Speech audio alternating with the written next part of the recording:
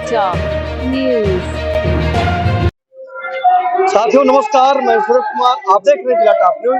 इस समय जनपद अयोध्या के मिल्कीपुर में जो उपचुनाव हो रहा है, आज समाजवादी पार्टी के राष्ट्रीय अध्यक्ष अखिलेश यादव जी आने वाले हैं। जितना कार्यक्रम है पूरे कार्यक्रम हम आपको दिखाएंगे।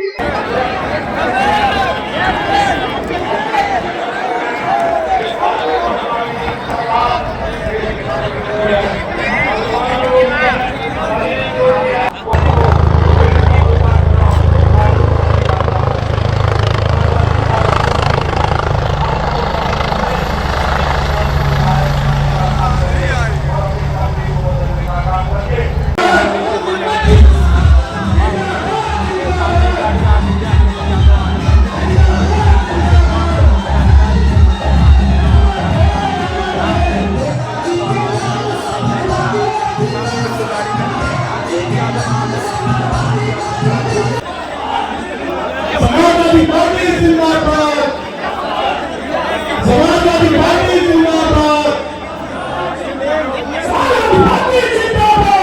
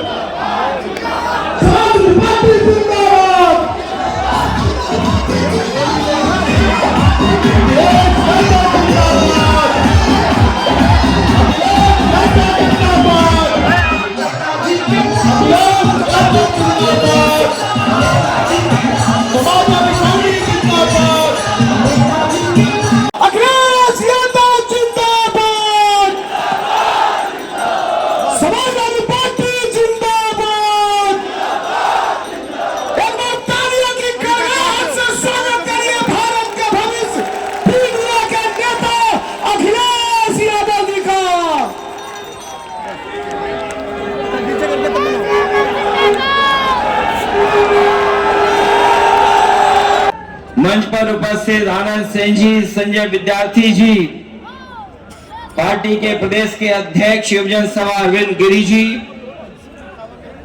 प्रदेश अध्यक्ष अल्पसंख्यक सभा शकील नदवी जी, रामकन्ना निर्मल जी, संगठन के सभी पदाधिकारी इस चुनावी जनसभा में उपस्थित हमारे बड़ी संख्या में आदरणीय बुजुर्ग, माताएं, बहनें, नौजवान साथी, पत्रकार बंधुओं, मैं सबसे पहले मिल्कीपुर विधानसभा और अयोध्या जिले के अपने सभी समाजवादी साथियों का बहुत बहुत धन्यवाद और आभार प्रकट करना चाहता हूं। मैं देख रहा हूं कि हमारे आम सामने और बाएं से लेकर के मंच के बिल्कुल पीछे तक और दूर दूर तक हम लोगों को लोग दिखाई दे रहे हैं। जहां हेलीकॉप्टर की बैरिकेडिंग है उसके पीछे भी, और उसके पीछे खेत में छत पर भी लोग दिखाई दे रहे हैं।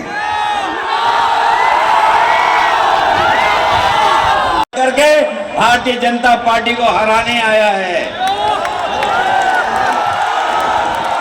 मैं आज ये कह सकता हूं कि हमारे पीडीए के प्रत्याशी अजीत प्रसाद यहां से जीत करके जा रहे हैं। ये चुनाव जो होने जा रहा मिल्कीपुर का चुनाव, ये चुनाव नहीं चुनौती है। मिल्कीपुर का चुनाव तो है ही है, नहीं चुनौती भी है। ये चुनाव जनता बनाम शासन होने जा रहा है।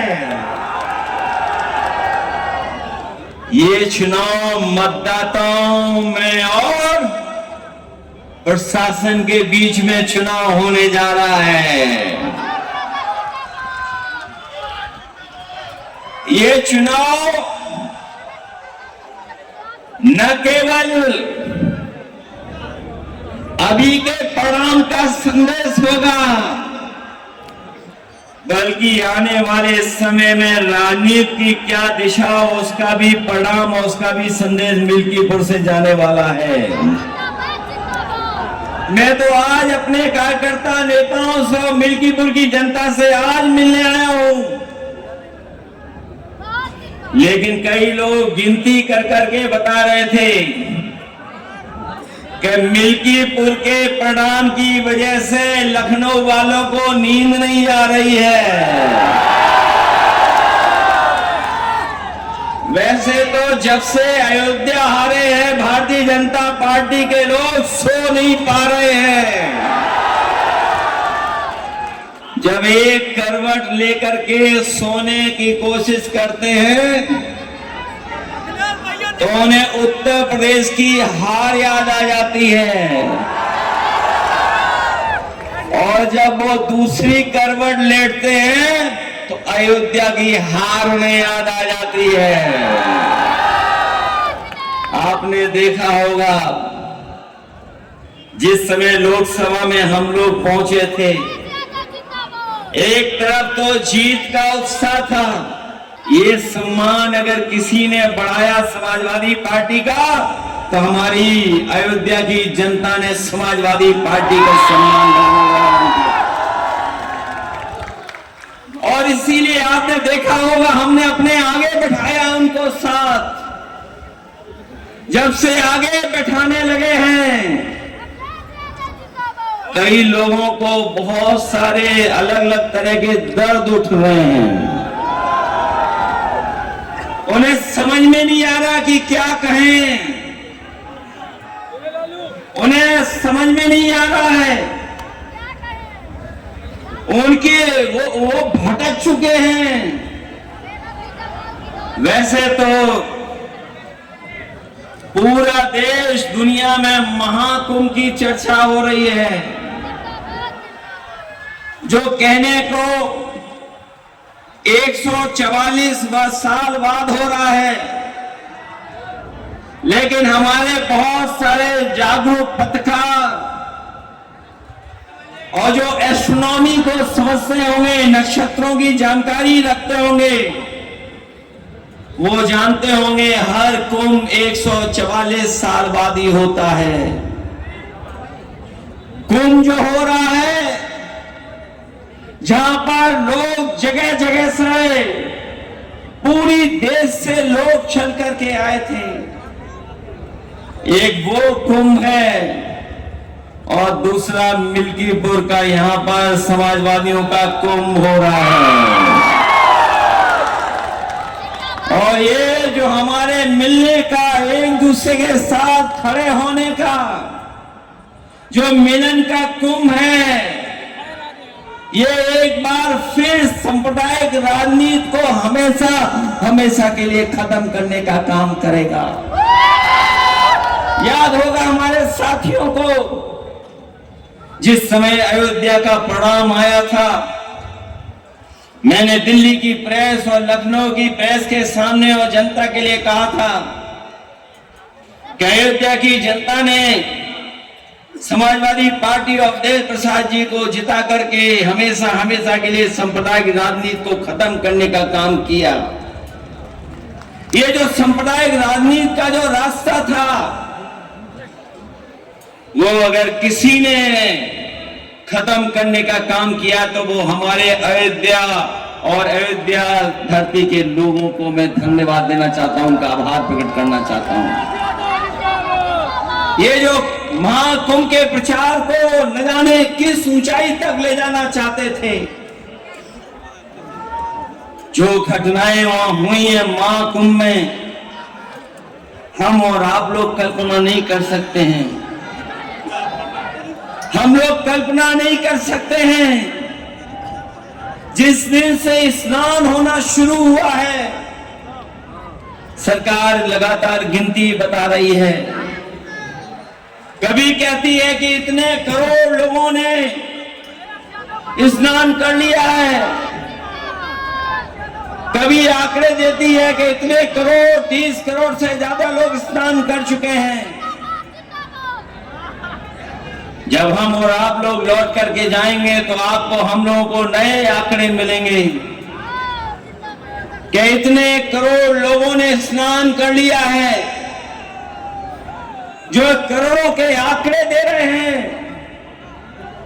और मैंने सुना था उनका भाषण कि अयोध्या में भी 16 करोड़ लोग आ चुके हैं, दर्शन कर चुके हैं।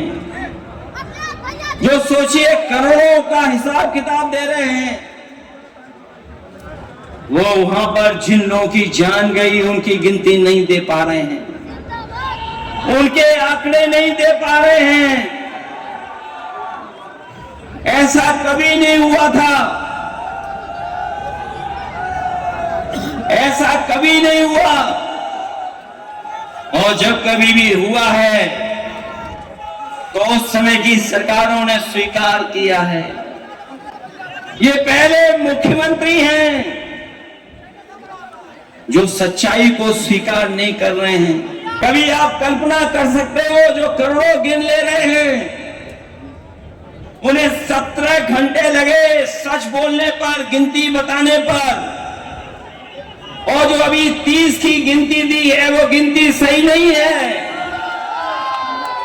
वहां से जो जानकारी आ रही है, जो सूचनाएं आ रही हैं, अभी भी बहुत सारी ऐसे लोग अपने परिवारजनों को ढूंढ रहे हैं, वो शायद मिल जाए हमें। 100 घंटे से ज्यादा हो गए हैं। जो लोग कह रहे थे कि हमने 100 करोड़ लोगों के आने का इंतजाम किया है, वो सोचिए कुछ करोड़ लोगों के सही से स्नान भी नहीं करा पाए। जो लोग आए थे उस रात, करोड़ों करोड़ों लोग बिना स्नान के चले गए। कोई संगम में नहीं पहुंच पाया। कोई भी इंतजाम सरकार नहीं कर पाई। ऐसा पहली बार हुआ होगा जहां पर करोड़ों लोगों को बुलाया हो, लेकिन स्नान करने का मौका उनको नहीं मिला, उन्हें वापस खदेड़ दिया गया। जो तस्वीरें आई हैं, वीडियो आए हैं, हमारे मुख्यमंत्री याद रखना, वो कम पढ़े लिखे या ज्यादा पढ़े लिखे, इसका आकलन आप कर लो। ये जितना भी नौजवान खड़ा है, ये जानता है सोशल मीडिया पे क्या चल रहा है, क्या खबरें चल रही हैं। ये बड़े बड़े अखबार वाले चाहे, ये बड़े बड़े टीवी चैनल वाले पैकेज के इशारे पर सही खबरें दिखाएं न दिखाएं, लेकिन हम उन तमाम लोगों को बधाई देना चाहते हैं जिन्होंने कम से कम सच्चाई सामने लाने का काम किया है। कई लोग घूम रहे हैं, भटक रहे हैं। कोई बेटी अपनी मां को ढूंढ रही है, कोई भाई को ढूंढ रहा है, कोई अपनी ददिया ससुर को ढूंढ रहा है, कई बहनें अपने पिता को ढूंढ रही हैं। एक बेटा अपने पिता की तस्वीर लेकर के मोबाइल पर घूम रहा है कि उसके पिताजी मिल जाए, कोई बता दे कहां है, लेकिन अभी भी सरकार बताने के लिए तैयार नहीं है। बताइए आप, क्या यही सरकार जो 100 करोड़ के इंतजाम के साथ खड़ी थी, वो कुछ करोड़ लोगों को स्नान भी नहीं करा पाई, और आज भी मरने वालों के आंकड़े सही नहीं दे पा रही है। न मरने वालों के आंकड़े सरकार दे पा रही है, और जो लोग खो गए हैं महाकुंभ में, उन लोगों की भी जानकारी नहीं दे पा रही है। मैं इस मौके पे कहना चाहता हूं, लोग वश से नहीं विचार से योगी होते हैं। कुछ लोग समझते हैं कि वस्त्र पहनने से ही योगी हो जाते हैं। लोग वश से नहीं विचार से योगी होते हैं। जो सत्य के रास्ते में चले वही योगी है, और वो जो सत्य को छिपाए वो कभी योगी नहीं हो सकता है।